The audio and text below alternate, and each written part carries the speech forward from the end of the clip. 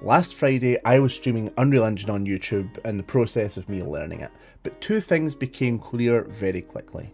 One, I'm getting overwhelmed far too easily, and two, I can't do game development the way everyone else does. I need to find my own process and way to handle the stress and scope of a game development, or quite frankly, I'm not going to be able to do it.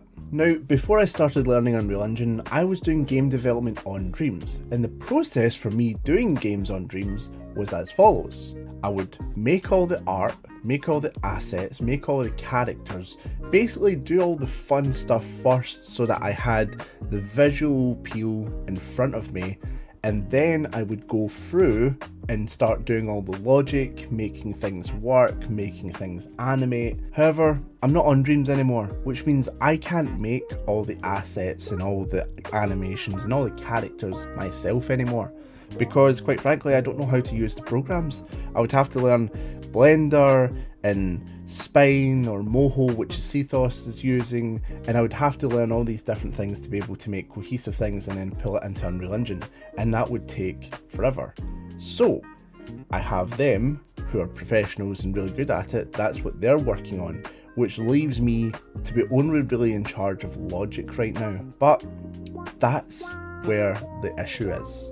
I don't know about you, but I can't mentally get myself around looking at a grey square and imagining all the amazing things that grey square will eventually be able to do without it actually looking like the thing that it's supposed to be. So me and Cethos sat down with a plan on how I can get over this hurdle on my own, because I can't rely on other people to fix every little problem that I have, especially when it comes to the main backbone of making the game. So basically what's going to be happening going forward is I'm making a small playground that's visually appealing so that it can engage that part of my brain where I'm not just looking at grey squares anymore, and I'm going to build that outwards. Now this might, to a lot of you, might seem like the obvious, that's what you're supposed to do.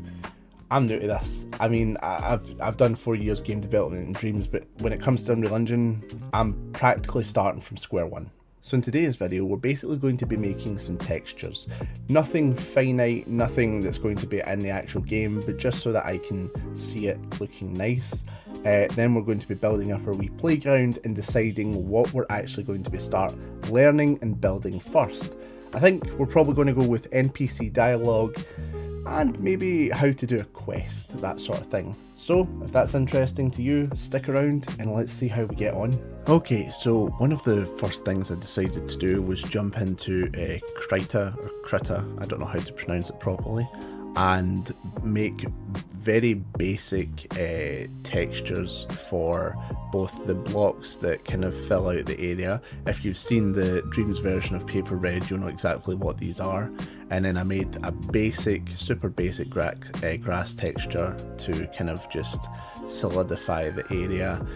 Basically, what I'm hoping to do with this little area is to inspire more ideas, because it's so difficult, and anyone who does game development will know it's so difficult to make an area or to make logic for an area that's just grey squares, and I can't do it personally, so I had to get some basic stuff in. Now, I did have Pentax do these assets a long time ago. He did some trees, some hills, some grass and stuff like that. These by no means are going to be the final versions of what you're seeing, obviously, because they're all static and they're all a bit they're all a wee bit bland. And that's nothing against Pentax, it's just like, you know, they're not dynamic is what I mean. And here we are, here's the final result. It looks pretty good, and it's definitely helped inspire me to keep creating in the area. So we built our little area, our visually appealing segment, so that it would be easier for me to start building up logic around that area and building the game outwards from there. And actually, I reached out to Wild Art Studios not too long ago. They're responsible for Born of Bread, and I was asking for advice on where to start, because again, you know, you should always reach out and try to get opinions and advice, especially from people that have already done and achieved what you're setting out to do. And they actually gave the same feedback, saying that I should make a small area and build out from there. So that was actually quite vindicating in a sense, to hear that, you know, professionals and people that have already succeeded think that that's the way to go.